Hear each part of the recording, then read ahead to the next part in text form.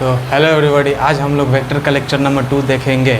Lecture number 1 में हमने क्या बात किया था कि टाइप्स ऑफ वेक्टर क्या होता है, पैरेलल शिफ्टिंग ऑफ वेक्टर क्या होता है, और स्केलर वेक्टर के बारे में भी बेसिक देखा था। और फिर क्या देखा था, एंगल बिटवीन टू वेक्टर, वो बहुत इंपॉर्टेंट है, उसको देखा था। तो आज के इस लेक्चर में हम लोग क्या देखने वाले हैं लोग, तो आज के इस लेक्चर में एडिशन ऑफ वेक्टर देखेंगे लोग, और टाइम बचेगा तो सब्ट्रैक्शन ऑफ वेक्टर भी देखेंगे लोग। चलिए बिना किसी देरी के करते हैं वीडियो को स्टार्ट। तो सबसे पहला टॉपिक है एडिशन ऑफ वेक्टर, यानी दो वेक्टर दिया रहेगा तो उसको ऐड करना रहेगा। तो दो वेक्टर दिया रहेगा उसको ऐड करना रहेगा या सब्ट्रैक्ट करना। तो हम लोग क्या पढ़ेंगे लोग, आगे आने वाले वीडियो में हम लोग मल्टीप्लिकेशन ऑफ वेक्टर भी पढ़ेंगे। तो आज है एडिशन ऑफ वेक्टर।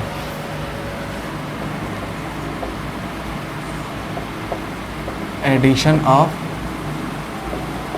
वेक्टर, तो वेक्टर को ऐड करने के लिए बहुत सारा लॉ होता है।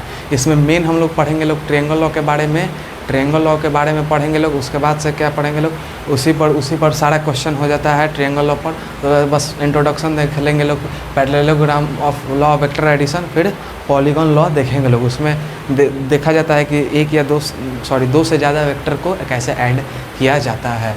तो पहला क्या है, triangle law of vector addition, यानी इस लॉ के मदद से हम दो वेक्टर को ऐड करेंगे। तो देखिए वेक्टर को ऐड कैसे किया जाता है। मान लीजिए कि ये क्या है, ट्रायंगल ऑफ वेक्टर होता क्या है, ये क्या है, ये है वेक्टर ए और ये है वेक्टर बी। तो ट्रायंगल ऑफ वेक्टर को हेड टेल मेथड में बोला जाता है, हेड टेल मेथड। इसमें होता क्या है कि पहला वेक्टर के मूंछ पे दूसरा वेक्टर के पूंछ को रख दिया जाता है। पहला वेक्टर ये क्या है, वेक्टर है, पहला वेक्टर है, दूसरा वेक्टर क्या है, वेक्टर बी। तो इसके क्या करेंगे, इसके हेड पर दूसरा वेक्टर के टेल को रख देंगे। तो हेड अब पैरेलल शिफ्टिंग ऑफ वेक्टर से तो इसको आराम से रख देंगे। तो ये क्या हो जाएगा, ये वेक्टर ए हो जाएगा, इसको पैरेलली शिफ्ट करेंगे तो ये वेक्टर बी हो जाएगा। अब इसका रिजल्टेंट क्या होगा, रिजल्टेंट मतलब क्या, एडिशन ऑफ वेक्टर। यहाँ पे क्या कर रहा है, एडिशन ऑफ वेक्टर ए और बी निकल के कर रहा है, तो क्या एक रिजल्टेंट आता है। रिजल्टेंट क्या होता है, तो रिजल्टेंट इसका क्या होगा, तो रिजल्टेंट वो होगा जो पहला वेक्टर, रिजल्टेंट का जो रिजल्टेंट आएगा वो भी एक वेक्टर ही होगा। तो रिजल्टेंट का जो टेल होगा ना वो पहला वेक्टर के टेल से मिला रहेगा, और रिजल्टेंट का हेड होगा ना वो दूसरा वेक्टर के हेड से मिला होगा। तो ये आर हो गया रिजल्टेंट मान लीजिए। तो यहाँ से हम कह सकते हैं कि वेक्टर ए और वेक्टर बी को जोड़े तो ये क्या है, वेक्टर आर आया। तो ये क्या है, वेक्टर एडिशन है। तो हम लोग वेक्टर एडिशन में क्या देखते हैं लोग, वेक्टर क्वांटिटी क्या आता है कि जिसमें डायरेक्शन भी रहता है, मैग्नीट्यूड भी रहता है। तो स्केलर क्वांटिटी तो सिंपली अलजेब्रिक ऐड हो जाता है, लेकिन वेक्टर क्वांटिटी को ऐड, अब स्केलर में क्या होता है, 4 + 3 हमेशा साथ ही होगा, लेकिन यहाँ पे 4 + 3 5 भी हो जाएगा, 4 + 3 7 भी हो जाएगा, और भाई साहब 4 + 3 1 भी हो जाएगा। तो ये सब क्या है, ये सब एडिशन और सब्ट्रैक्शन का चक्कर है बस। तो इसमें क्या है, तो बस स्टेटमेंट समझ में आया ना कि पहला वेक्टर के हेड पर दूसरा वेक्टर का टेल रख देना है, और फिर दोनों को ये जो रिजल्टेंट आएगा वो क्या होगा, पहला वेक्टर का रिजल्टेंट का टेल मिला रहेगा और दूसरा वेक्टर के हेड से हेड मिला रहेगा।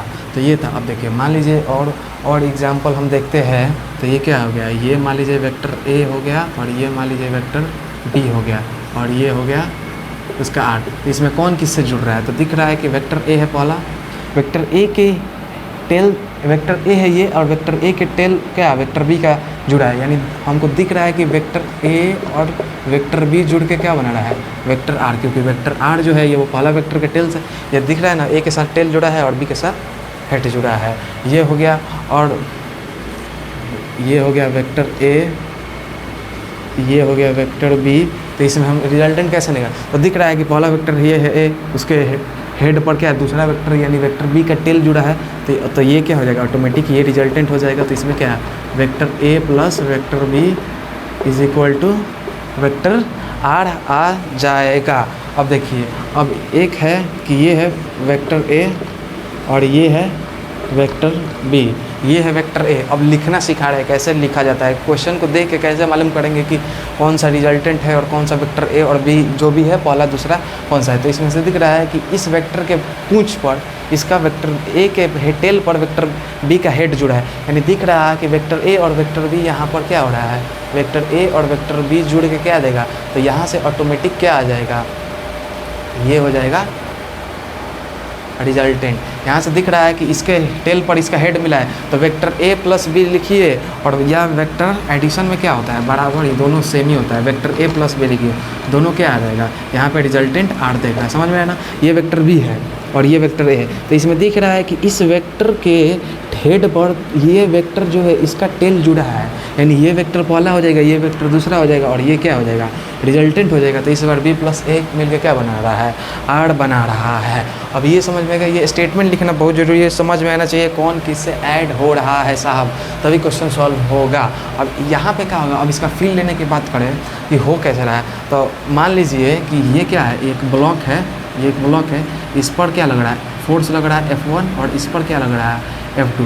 तो बहुत सारा बुक में लिखा रहता है कि यहाँ पर ये जो आया ना, ये जो आया वो क्या हो गया, F नेट हुआ। तो हुआ कैसे, हुआ कैसे, तो सिंपल है, ये है वेक्टर F1, ये है वेक्टर वेक्टर F1 इस डायरेक्शन में, वेक्टर F2 इस डायरेक्शन में। तो ये हुआ कैसे, ये रिजल्टेंट आया कैसे, F नेट क्या है, इसका रिजल्टेंट है, तो ये रिजल्टेंट आया कैसे। तो देखिए, ये मान लीजिए कि F1 इधर है और इस ये क्या है, टेल टू टेल जुड़ा है। अगर हम ट्रिएंगल में क्या बात करता है, हेड टेल को जोड़ना रहता है, तो ये वेक्टर F2 को अगर हम पैरेलली शिफ्ट करेंगे, वेक्टर F2 को पैरेलली शिफ्ट करेंगे, तो ये F2 क्या आ जाएगा, पैरेलली शिफ्ट करेंगे तो यहाँ पर आ जाएगा F2 यहाँ पर आ जाएगा। तो अब दिख रहा है कि F1 है एक वेक्टर, एक F2 है, तो F1 के हेड पर वेक्टर F2 का क्या टेल जुड़ा है, तो यहाँ से क्या हो जाएगा, ये ऑटोमेटिक F नेट नहीं हो जाएगा, रिजल्टेंट। तो यही तो F नेट लिखा रहता है। और एक और होता है कि बहुत सारा NLM में देखने को मिलेगा ये, कि मान लीजिए ये क्या है, ये F1 है, ये F2 है, तो ये F नेट होता है। अब F नेट कैसे होता है, तो F नेट कैसे होता है, तो कुछ नहीं है, F नेट कैसे होता है, तो ये F1 है, ये F2 है, ये F नेट कैसे होता है, तो कुछ नहीं है, ये मान लीजिए ये हो गया F1, इसको हम पैरेलली शिफ्ट करेंगे तो इसके हेड पर आ जाएगा F2, और जब हेड टेल आ गया तो ये इसका रिजल्टेंट नहीं आ गया F नेट। तो बस यही तो था, तो यही तो था ट्रायंगल ऑफ वेक्टर एडिशन, कुछ नहीं था, हेड टेल मेथड था। हेड और टेल को देखिए और जोड़ते रहिए और आराम से रिजल्टेंट निकालते रहिए। तो अब रिजल्टेंट आया, रिजल्टेंट भी एक क्या है, वेक्टर क्वांटिटी ही आएगा। अब रिजल्टेंट आया तो इस वेक्टर का है, तो इसका मैग्नीट्यूड भी होगा और इसका डायरेक्शन भी भाई साहब होगा। तो मैग्नीट्यूड और डायरेक्शन दोनों होगा। तो मैग्नीट्यूड कैसे निकाला जाता है अब वो देखेंगे, और फिर मैग्नीट्यूड निकाल के डायरेक्शन कैसे निकाला जाता है, जो रिजल्टेंट है उसको देखेंगे। तब तक आप इसको नोट करिए।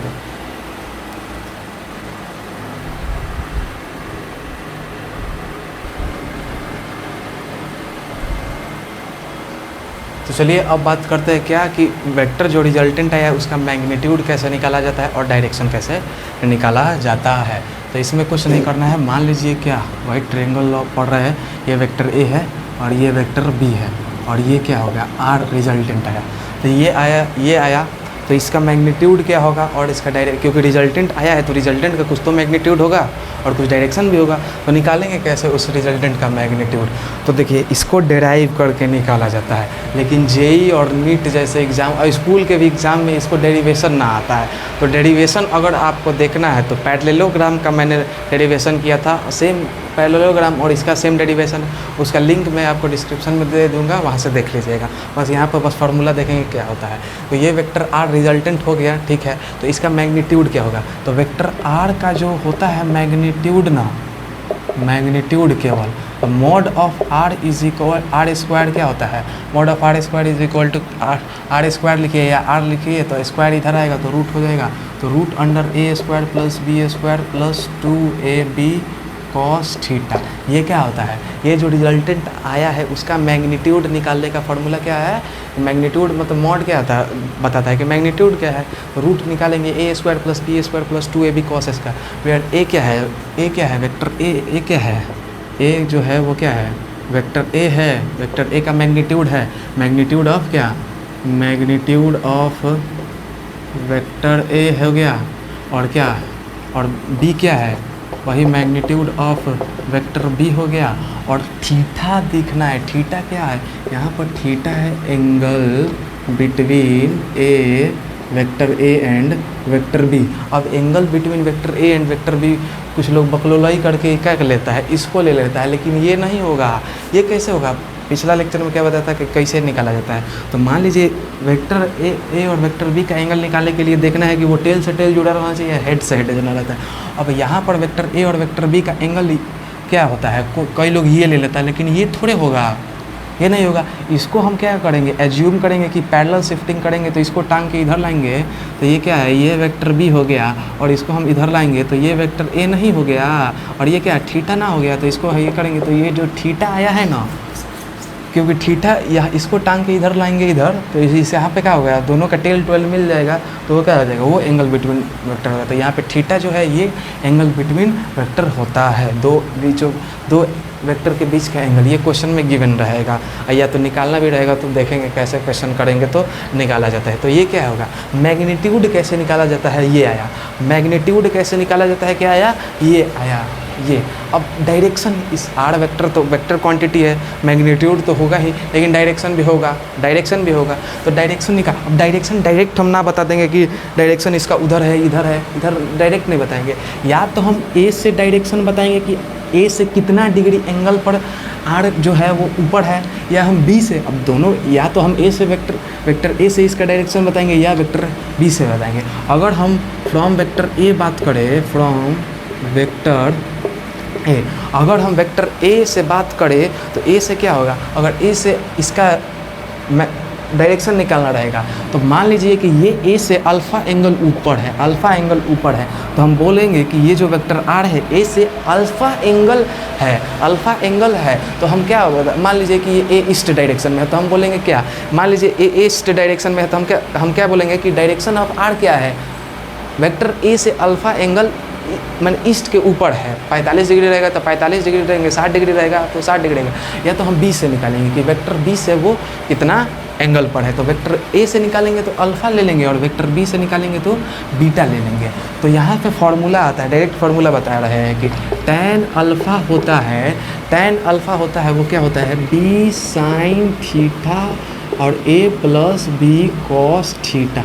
अगर हम फ्रॉम वेक्टर ए से उसका डायरेक्शन निकालेंगे तो ये होगा tan alpha is equal to B sine theta plus A cos theta, ये होगा। अगर हम फ्रॉम वेक्टर बी निकालेंगे,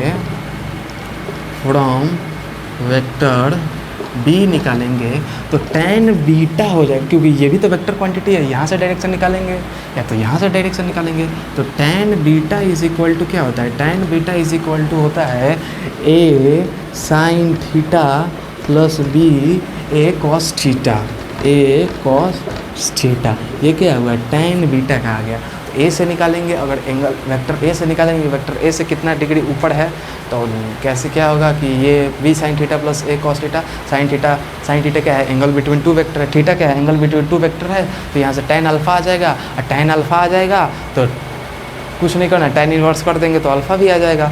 वैसे ही tan बीटा आ जाएगा, तो tan बीटा क्या करना है, कुछ नहीं करना है, tan बीटा निकालना है तो tan इन्वर्स ये कर देंगे तो आ जाएगा। क्वेश्चन करेंगे, घबराने की कोई ज़रूरत नहीं है। एक बेसिक सा क्वेश्चन करके देखते हैं वेक्टर पर कि क्वेश्चन का क्या है। तो लिखा है 2 vector A and be having same magnitude x। Question क्या है, 2 vector A and be having magnitude same दिया है। 2 वेक्टर है, दोनों का मैग्नीट्यूड क्या है, सेम है, और दोनों का मैग्नीट्यूड सेम है तो x है। फिर क्या, find the magnitude of resultant A and B, find the magnitude of resultant vector A and vector B if angle between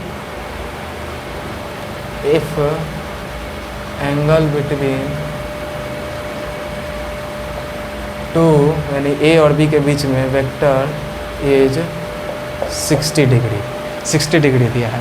तो एक बात बताइए, रिजल्टेंट केवल निकालना है, केवल रिजल्टेंट निकालना है। तो रिजल्टेंट निकालना है तो कौन सा फार्मूला लगाएंगे, ये फार्मूला लगाए। तो रिजल्टेंट निकालना है तो दिया है कि उसका दोनों वेक्टर का पहला बात मैग्नीट्यूड होना चाहिए, और दोनों वेक्टर क्या बीच एंगल होना चाहिए। दोनों वेक्टर का मैग्नीट्यूड क्या है, सेम है। दोनों वेक्टर का मैग्नीट्यूड क्या है, सेम है। दोनों का मैग्नीट्यूड क्या है, x मान लेंगे, सेम है। तो इसमें मैग्नीट्यूड ऑफ ए क्या है, मैग्नीट्यूड ऑफ ए क्या है, x है, तो मैग्नीट्यूड ऑफ बी भी क्या हो जाएगा, x है। और a एंड b के बीच का जो एंगल है वो क्या दिया है, 60 डिग्री दिया है। तो मैग्नीट्यूड यानी रिजल्टेंट का मैग्नीट्यूड निकालना है तो a² + b² + 2ab cos theta वो हो जाएगा ए स्क्वायर, यानी क्या x square plus 2x into x, और क्या हो जाएगा कॉस 60 हो जाएगा, क्योंकि थीटा क्या है 60 डिग्री है, कॉस थीटा होता है। तो यहाँ से क्या निकल के आएगा, यहाँ से आएगा x square plus 2x square into half, cos 60 का वैल्यू हाफ होता है। तो ये आ गया, ये कितना आया एक्स 3x स्क्वायर आया, 3x स्क्वायर आया। तो x square plus X square और प्लस एक्स स्क्वायर करेंगे तो क्या आएगा, x square plus X square करेंगे तो यहाँ पर क्या आएगा, हैविंग मैग्नीट्यूड, यहाँ पर क्या आएगा 3x स्क्वायर आएगा, ठीक है। तो यहाँ पर 3x स्क्वायर आया, तो 3x स्क्वायर आया तो x स्क्वायर क्या है, इसका केवल x का स्क्वायर आ रहा है, तो ये तो बाहर आ जाएगा, तो x√3 क्या आया, इसका आंसर आया, यानी x√3 क्या है, इसका मैग्नीट्यूड है। तो दो वेक्टर है जिसका मैग्नीट्यूड अगर सेम रहेगा तो ये याद रखिएगा, दो वेक्टर है अगर उसका मैग्नीट्यूड सेम रहा, अगर उसके बीच का एंगल 60 डिग्री रहा, अगर उसके बीच का एंगल 60 डिग्री रहा तो उसका आंसर हमेशा क्या आएगा, x√3 ही आएगा। अगर यहाँ पर 10 रहता, अगर यहाँ पे दोनों का मैग्नीट्यूड सेम रहता और 10 दिया रहता और एंगल 60 डिग्री है तो उसका सीधा ऑप्शन क्या मार देंगे 10√3। अगर वही 120 डिग्री रहता, एंगल क्या रहता, एंगल 120 डिग्री रहता तो सीधा 10 ही मार देते, क्योंकि वो क्या आएगा, फिर से करेंगे यहाँ पे। अगर हम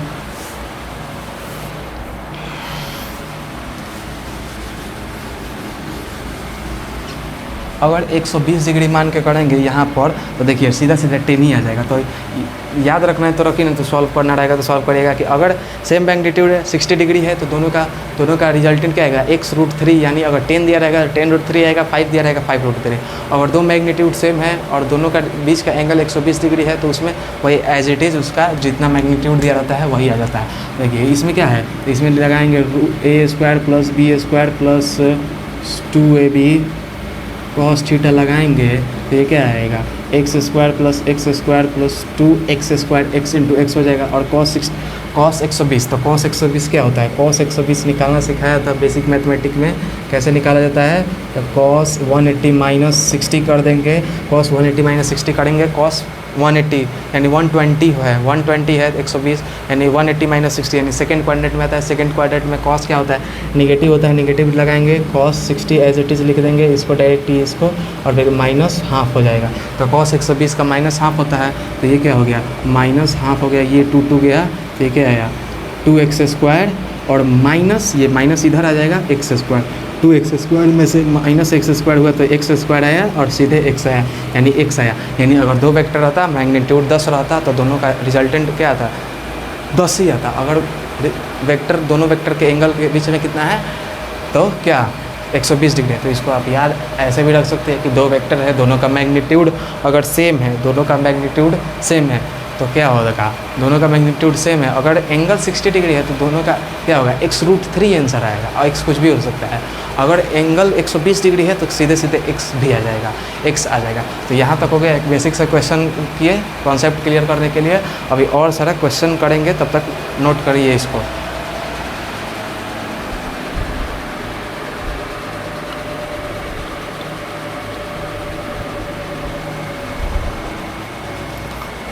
चलिए और क्वेश्चन करेंगे। क्वेश्चन करने से पहले एक और कॉन्सेप्ट है उसको देखते हैं।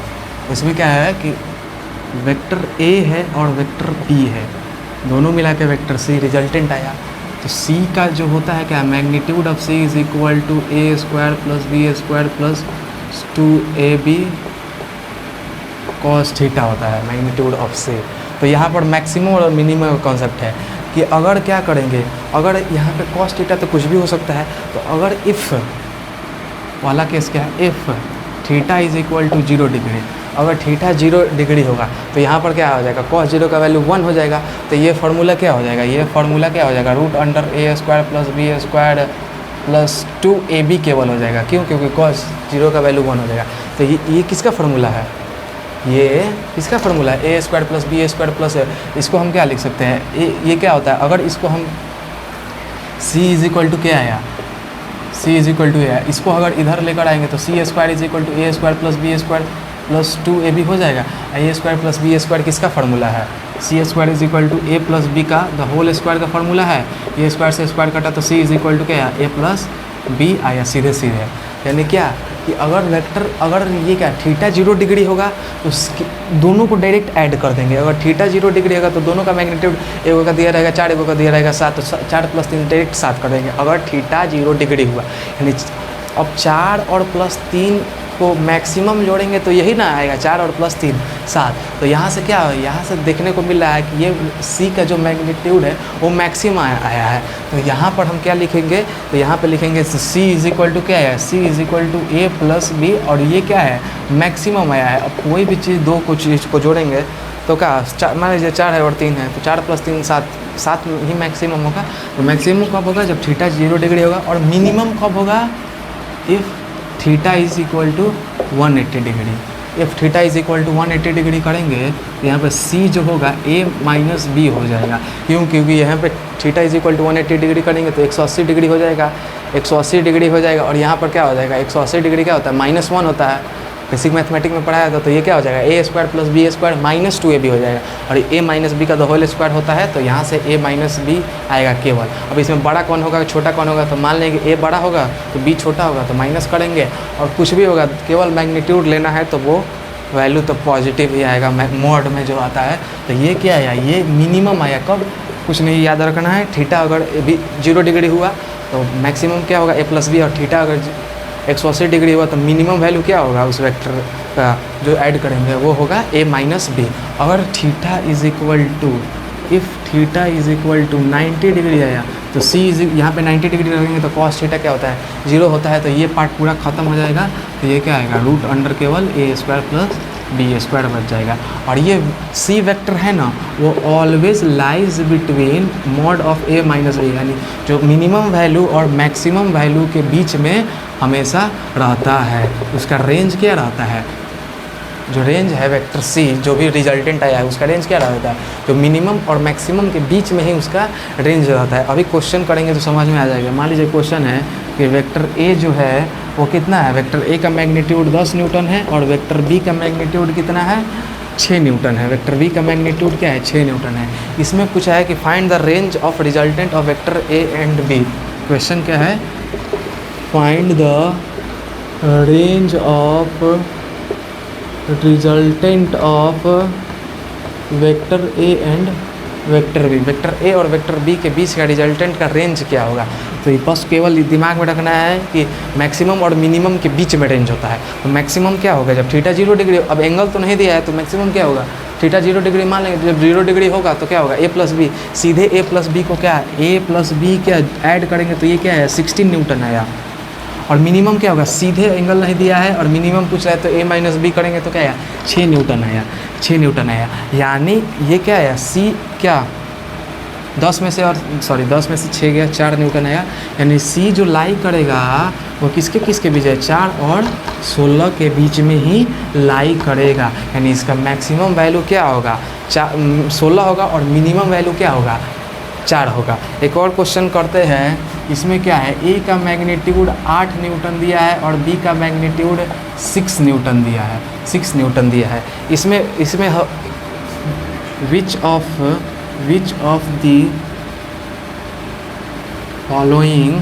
Of the following can be the magnitude of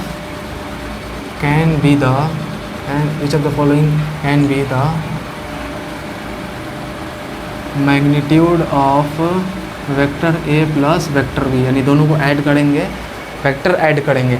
इसमें और इसमें अंतर होता है। ये क्या है, केवल मैग्नीट्यूड को जोड़ रहे हैं, पता ही ना है क्या है, लेकिन ये वेक्टर है, इसमें एंगल होंगे सब ध्यान में रख के ऐड करेंगे। तो ये क्या है A + B, यानी कुछ मान लीजिए वेक्टर C आएगा, तो इसका क्या मैग्नीट्यूड केवल है, यानी मैग्नीट्यूड ऑफ क्या होगा, मैग्नीट्यूड ऑफ वेक्टर A और मैग्नीट्यूड ऑफ वेक्टर B ही लेंगे।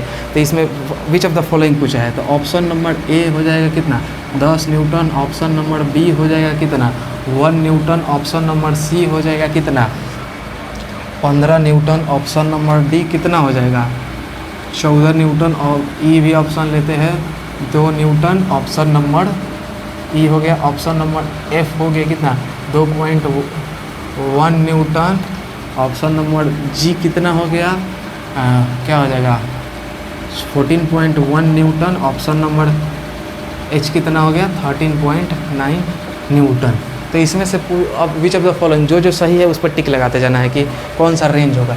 तो इसमें क्या है, which of the following can be magnitude of A और बी। तो आपको पता है कि मैक्सिमम क्या होगा ए प्लस बी, मिनिमम क्या होगा ए माइनस बी। तो मैक्सिमम इसका क्या आएगा, मैक्सिमम आएगा कितना 14, मिनिमम आएगा कितना 2, और ये क्या रहेगा 14 और वेक्टर सी जो है मैग्नीट्यूड उसका 14 और 2 के बीच में लाई करेगा। तो 14 और 2 के बीच में जो वैल्यू है उसको टिक कर देंगे। 10 है बिल्कुल होगा, 1 न्यूटन नहीं होगा क्योंकि 2 से कम नहीं होगा, 2 से 2 होगा, 2 से ज़्यादा होगा, ये भी नहीं होगा क्योंकि 14 से बड़ा है, ये होगा 14 है, ये होगा 2 न्यूटन भी हो सकता है, 2.1 भी होगा, 14.1 नहीं होगा क्योंकि 14 तक ही होगा, 13.9 हो जाएगा। तो इसमें से ए डी ई एफ और एच क्या है कि वो वेक्टर का मैग्नीट्यूड का रेंज हो सकता है।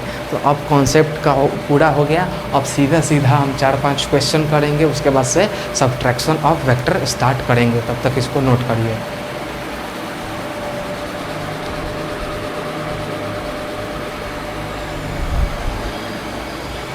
तो चलिए इसमें पहला क्वेश्चन क्या है, if magnitude of resultant of vector A and vector V has maximum value 30 Newton दिया है और एंड मिनिमम वैल्यू 20 न्यूटन दिया है। तो find the magnitude of A and B.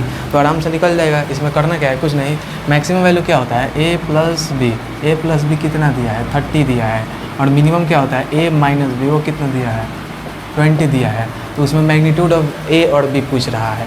तो यहाँ से ऐड कर देंगे तो 2a इज इक्वल टू क्या आया 50 आया, यानी मैग्नीट्यूड ऑफ ए कितना आया 25 आ गया। और इसको पुट कर देंगे किस में, फर्स्ट इक्वेशन में। तो a plus B is equal to क्या है 30 है, तो a कितना आया है 25 आया है, और b हो गया ये आ गया 30, तो b इज इक्वल टू क्या आया 5, यानी मैग्नीट्यूड ऑफ a इज़ कितना है 25 और मैग्नीट्यूड ऑफ b इज़ क्या आया है 5 आया। और इसमें और आया है कि a बाई बी पूछ रहे हैं। तो जब a आ गया b आया तो a बाई बी निकालने में क्या दिक्कत है भाई।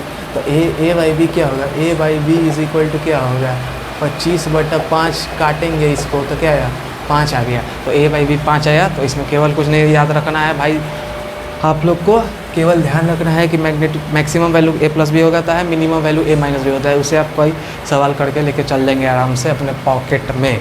अब क्या है, magnitude of resultant of vector A and vector B is 5 unit. इसमें रिजल्टेंट का मैग्नीट्यूड दिया है। रिजल्टेंट का मान लीजिए कि अब इसको मिटा देते हैं,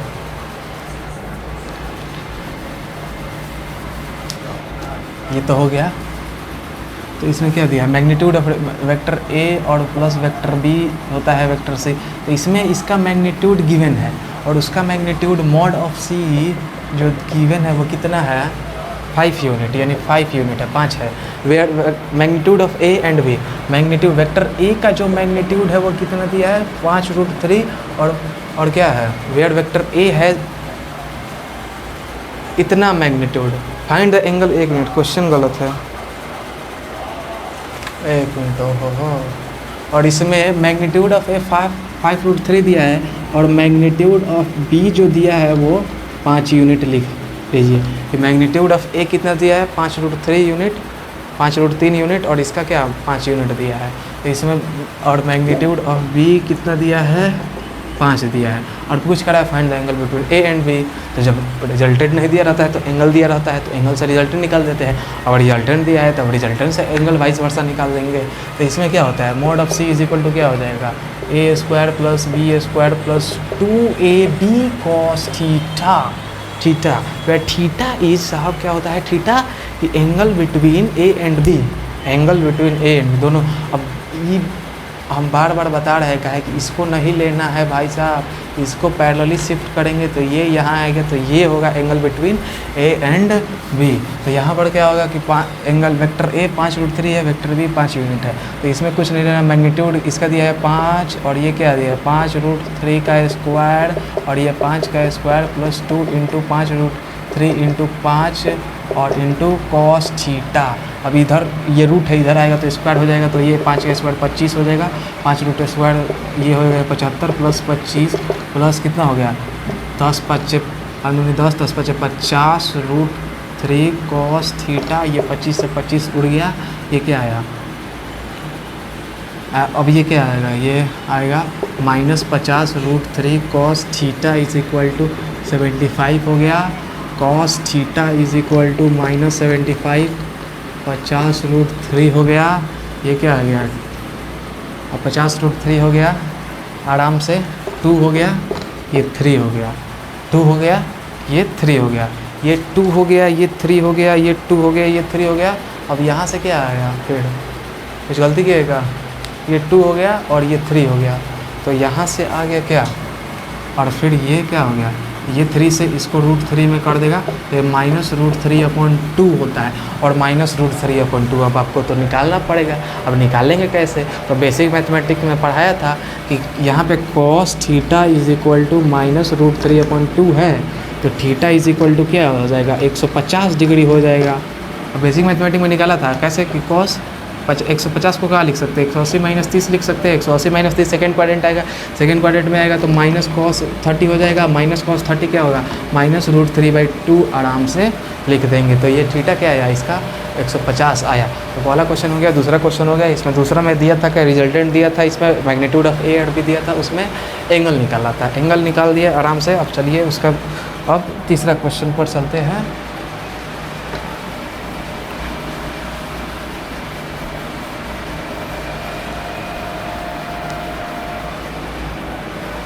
तीसरा क्वेश्चन क्या है,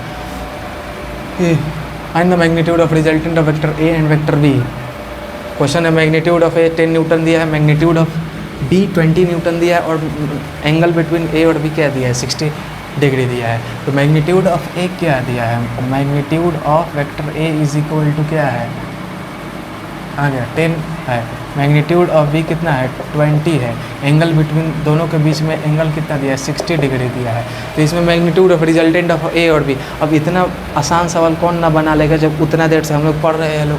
तो यहाँ पे मैग्नीट्यूड ऑफ ए सी मान लेंगे, ये क्या होगा, a² + b² + 2ab cos theta, और ये क्या होगा a² यानी 10 का स्क्वायर प्लस 20 का स्क्वायर प्लस 2 × 10 × 20 × cos थीटा, ये आ गया 100 प्लस ये आ गया 400 प्लस ये 200 और 200 400 होगा, 400 होगा प्लस cos थीटा आ जाएगा। cos थीटा कितना दिया है 60 दिया है, cos 60 का वैल्यू यहाँ पे 60 पुट करेंगे तो cos 60 का वैल्यू क्या आ जाएगा, हाफ आ जाएगा, ये गया 200 गया, तो ये क्या आ गया 500 और प्लस 200 यानी √700 क्या आया, रिजल्टेंट का मैग्नीट्यूड आया। इसको यहीं पे छोड़ देंगे या तो लिखना रहेगा, तो ये 100 × 7 लिखा है तो 10√7 आ गया, ये रिजल्टेंट का मैग्नीट्यूड आया। अब क्या पूछा है, सेकेंड क्वेश्चन इंपॉर्टेंट है, find the angle made by resultant of vector A and B with angle है।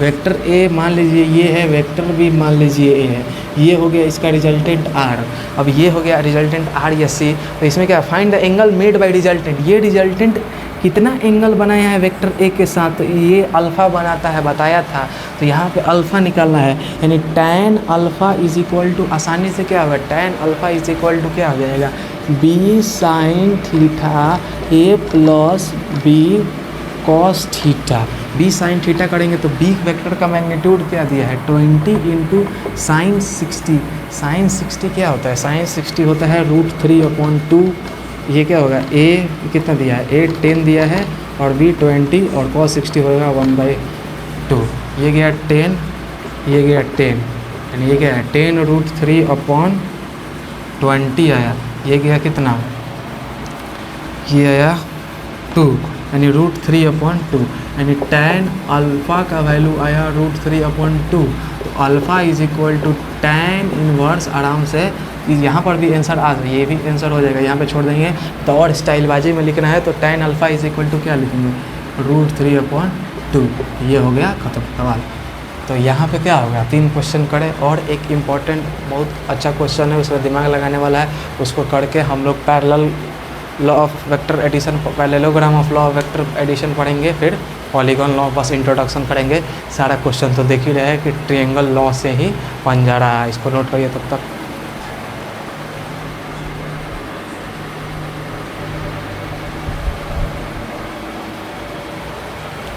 ये 2 बहुत इंपॉर्टेंट क्वेश्चन है, इसको देखते हैं। इसमें सबसे पहला इसको तो जितना स्टार दे उतना कम इस क्वेश्चन का, इसमें क्या देखना है, इसका एक और प्रोसेस, एक और मेथड होता है जो कि बहुत लॉन्ग मेथड होता है, और लॉन्ग मेथड हम करेंगे नहीं, क्या कि हमारे पास उतना टाइम ना है। इसको देख के क्या करेंगे, देखिए sum of magnitude of vector A and vector B is क्या इतना 16 न्यूटन दिया। Magnitude of resultant of vector A and vector B is 8 newton. When resultant is perpendicular to vector A find the magnitude of vector A and B. एक बार video को pause करिए, अपने से solve करने की कोशिश करिए। चलिए अब इसको हम करते हैं क्या, इसमें दिया है sum of magnitude of vector A and B, यानी इसमें क्या दिया है, magnitude of vector A and B केवल दिया गया है कितना। इसको सॉल्व करेंगे, क्वेश्चन नंबर 1 को सॉल्व करेंगे। तो इसमें क्या दिया है, वेक्टर ए और वेक्टर बी का मैग्नीट्यूड का सम क्या दिया है, वेक्टर ए और वेक्टर बी का मैग्नीट्यूड का सम दिया है कितना 16 न्यूटन। और क्या मैग्नीट्यूड में तो ए और बी जोड़ेगा। अब हम बता रहे हैं बार बार कि ये और इसमें और इसमें और इसमें अंतर है, ये वेक्टर है और इसका और ये वेक्टर का केवल मैग्नीट्यूड है, तो मैग्नीट्यूड का केवल सम दिया है, मैग्नीट्यूड का केवल सम कितना दिया है 60 न्यूटन। और क्या दिया है कि 8 न्यूटन क्या है उसका रिजल्टेंट का है। अब vector A plus vector B करेंगे तो ही ना रिजल्टेंट आएगा, तो उसका कितना वैल्यू दिया है, तो ये आर आया, तो वेक्टर आर का रिजल्टेंट दिया है कितना 8 न्यूटन। अब इसमें पूछ रहा है, बोल रहा है कि when resultant is perpendicular to vector A. पहले क्वेश्चन को आराम से पढ़ना है कि मान लीजिए अब ट्रायंगल हो, यहाँ काम आएगा, पढ़े किस लिए है, अब एप्लीकेशन है। ये हो गया वेक्टर ए हो गया, ये हो गया वेक्टर बी मान लीजिए, तो ये क्या दिया है, दोनों का सम हो गया, दोनों का मैग्नीट्यूड का सम 60 न्यूटन दिया है, और ये उसका रिजल्टेंट है, ये उसका क्या होता था रिजल्टेंट होता था, ये उसका रिजल्टेंट होता था, तो ये क्या है इसका 8 न्यूटन है। लेकिन क्वेश्चन क्या दिया है कि रिजल्टेंट जो है ना वो परपेंडिकुलर टू ए है, वेक्टर ए, तो ये वेक्टर ए है, तो ये हो गया उसका रिजल्टेंट आर, तो ये वेक्टर बी होना ही पड़ेगा, क्योंकि ये इसके टेल से इसका हेड मिलना ही पड़ेगा, इसका मिलन होना ही पड़ेगा, इसके हेड इसके मुझ से इसका पूछ को मिलना ही पड़ेगा, तो ये रिजल्टेंट हो गया। अब रिजल्टेंट का मैं दोनों का क्या दिया है 8 न्यूटन दिया है, और a प्लस बी कितना ना दिया है, a प्लस बी दिया है 16, a प्लस बी 16 दिया है, तो ये है a और ये है b। तो अगर हम इसको x मान लेंगे तो ये क्या होगा 60 माइनस एक्स होगा 60 माइनस एक्स होगा। अगर x मान लेंगे तो वो क्या होगा 60 माइनस एक्स होगा। और ये ध्यान, अब इसमें क्या होगा, अब इसमें एक बात बताइए कि a और b में बड़ा कौन होगा, a और b में बड़ा कौन होगा, तो इसको a माने तो ये क्या ऑटोमेटिक क्या 60 माइनस बी हो जाएगा। तो इसमें मान के चलेंगे क्या हम कि इसमें क्या क्वेश्चन में गिवन रहेगा वैसे कि उतना कन्फ्यूजन नहीं होता है, उतना कन्फ्यूजन नहीं होना कुछ नहीं। a प्लस बी को 60 है तो वेक्टर a को x मान लेना है, वेक्टर b को 60 माइनस एक्स मान लेंगे, और नहीं तो क्वेश्चन में गिवन रहेगा कि वेक्टर b से छोटा a है, तो वहाँ से हम उसको वहाँ पे सॉल्व कर लेंगे। तो ये क्या होगा 60 माइनस ये 90 डिग्री पर है, ये थीटा हो जाएगा, ये थीटा हो गया। तो पूछा क्या है find the magnitude of A and B, find the magnitude of A and B. तो यहाँ पर हाइपोटेनस का square H square Pythagoras theorem से H square is equal to P square plus B square करेंगे, ठीक है, एच स्क्वायर यानी 16 minus X का स्क्वायर करेंगे, परपेंडिकुलर का स्क्वायर क्या होता है 8 का स्क्वायर 64 प्लस एक्स स्क्वायर, यहाँ पे क्या करेंगे ए माइनस बी का होल स्क्वायर लगाएंगे तो क्या होगा 256 A square plus X square minus 32 X is equal to 64 plus X square. यहाँ से एक्स स्क्वायर से एक्स स्क्वायर कैंसिल हो गया। अब इसको ध्यान में रखते हुए इसको इधर यहाँ पे आया क्या है 256 equal to minus 32x is equal to 64। 32 को उधर लेकर जाएंगे और इसको इधर लेकर आएंगे तो क्या हो जाएगा 256 minus 64 is equal to 32x। ये हो गया 2, ये हो गया 9, ये हो गया 1 इक्वल टू 32x। अब 32 से कितना बार में जाएगा, ये कितना बार में होगा,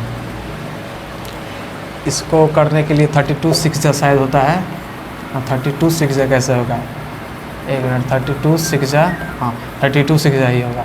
तो ये गया 6 यानी x इज इक्वल टू 6 आया, यानी a का मैग्नीट्यूड क्या आया 6 आया, a का मैग्नीट्यूड आया 6, तो b का मैग्नीट्यूड ये आया 6 और magnitude of b is equal to 16, तो b का मैग्नीट्यूड 10 आ गया, 10 न्यूटन आ गया। a का मैग्नीट्यूड 6 न्यूटन आया और b का इक्वेशन सॉल्व किए तो, और b का मैग्नीट्यूड क्या आया, पाइथागोरस थ्योरम लगा के इसको सॉल्व किया तो क्या है, b का मैग्नीट्यूड क्या है 10 न्यूटन। प्रथम सवाल यही तो था कि ए का मैं पहले क्या किए कि पहले देखे कि क्वेश्चन को आराम से पढ़े कि इसमें क्या था कि when resultant is perpendicular to A, तो इसके परपेंडिकुलर है ए को x मान लिए, तो ये दोनों का सम दिया था तो इसको 60 - x मान लिए, तो ये दिया था 8 दिया है, 8 दिया है, और इसको पाइथागोरस सॉल्व करेंगे तो x आ जाएगा तो a आ जाएगा, और जब x आ गया तो 60 - x कर देंगे तो अब मैंने कहा भाई b आ जाएगा। कैलकुलेशन करके समझाओ, है ना, पूरी कैलकुलेशन करके समझाओ। तो आपने कहा सर टी कैलकुलेट करो, टी हो जाएगा इसके लिए हाइड्रोजन का डुप्लेट कंप्लीट तो 3 दूनी 6, फास्फोरस का ऑक्टेट कंप्लीट तो 8 हो गया। ये क्या, ये पहला क्वेश्चन का सॉल्यूशन ये था। अब बात करते हैं दूसरा क्वेश्चन को।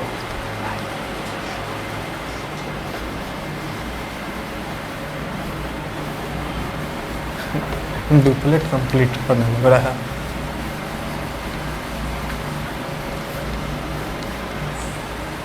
दूसरा क्वेश्चन क्या करा है, resultant of vector A and vector B is perpendicular to vector A. वही क्वेश्चन है कि मान लीजिए ये वेक्टर ए है, इसके रिजल्टेंट परपेंडिकुलर इसके रिजल्टेंट है, और ये क्या है, इट्स मैग्नीट्यूड इज इक्वल, अब ये हो गया तो ये ऑटोमेटिक ट्रायंगल लॉ से क्या हो जाएगा, वेक्टर बी हो जाएगा, तो ये क्या हो गया and its magnitude is equal to half of magnitude of B. इसका मैग्नीट्यूड जो है वो हाफ ऑफ मैग्नीट्यूड है तो बी के, तो इसको अगर x है, b का मैग्नीट्यूड x है, तो ये क्या हो जाएगा, half of magnitude of b है, तो ये हो जाएगा 1/x, ये हो जाएगा क्या 1/x, और दोनों के बीच का एंगल भी दिया होगा, एंगल निकालना है, एंगल निकालना है। क्वेश्चन क्या दिया है कि वेक्टर ए इज परपेंडिकुलर, वो तो कर लिए, अब दिया है कि मैं इसको ध्यान से पढ़ना है, मैग्नीट्यूड इज इट्स जो रिजल्टेंट का मैग्नीट्यूड है वो इक्वल है half of magnitude of vector B, यानी वेक्टर बी को x मानेंगे तो ये half of magnitude of vector B है तो 1/x होगा कि नहीं होगा, होगा।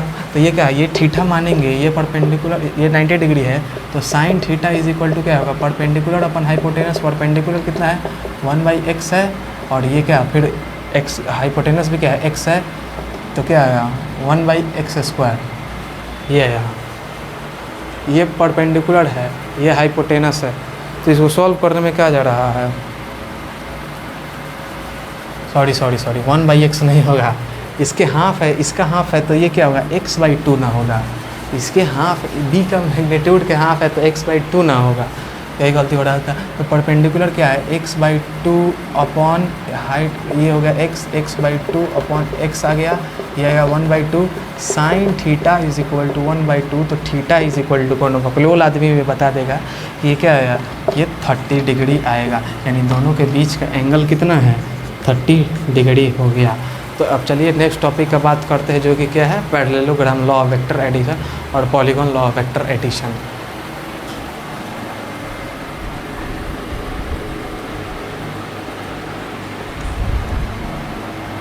चलिए अब बात करते हैं नेक्स्ट टॉपिक की, जो कि क्या है parallelogram of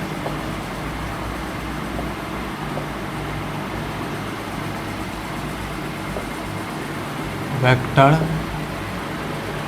law of addition का। ट्रायंगल लॉ पढ़ लिए, डेरिवेशन कोई काम का नहीं है, ट्रायंगल लॉ था तो उससे ही सारा क्वेश्चन सॉल्व हो जाता था, उतना लोड नहीं लेना है, बस इसको देख लेते होते क्या है। तो मान लीजिए ये वेक्टर ए है, इसमें क्या बनाना है, टेल से टेल मिलाना है, पूंछ से पूंछ मिला देना है। ये वेक्टर बी है और ये क्या है, एक वेक्टर, ये वेक्टर बी है, तो इसका अगर पैरेललोग्राम लॉ वेक्टर एडिशन से ऐड करेंगे तो इसको क्या करना है, इसको इसके ऊपर आके चिपका देना है, ये हो गया वेक्टर बी। अब ये क्या होगा, अब ये क्या एक पैरेललोग्राम जैसा दिखने लगा, तो ये क्या, इसको इमेजिनरी लाइन बना के एक पैरेललोग्राम बना देंगे, और ये वाला जो डायगोनल होगा ना, जो इसके और इस एडजेसेंट साइड वेक्टर ए और वेक्टर बी क्या है, दोनों एडजेसेंट साइड पर है, तो ये दोनों के बीच में से जो डायगोनल जाएगा ना, वही क्या होगा, रिजल्टेंट इसका देगा। बस यही है पैरेललोग्राम मतलब, वही magnitude r² equal to a² plus b² plus 2ab cos theta, वही यहाँ a से निकालेंगे तो ये अल्फ़ा एंगल आ जाएगा, और b से निकालेंगे तो ये आ जाएगा बीटा एंगल, सारा कुछ वही है। बस एक और लॉ है, उसी का स्टेटमेंट बस देख लेते हैं क्या होता है। तो इसमें क्या लिखेंगे, इसका join two vector from tail to tail, ये कर देंगे।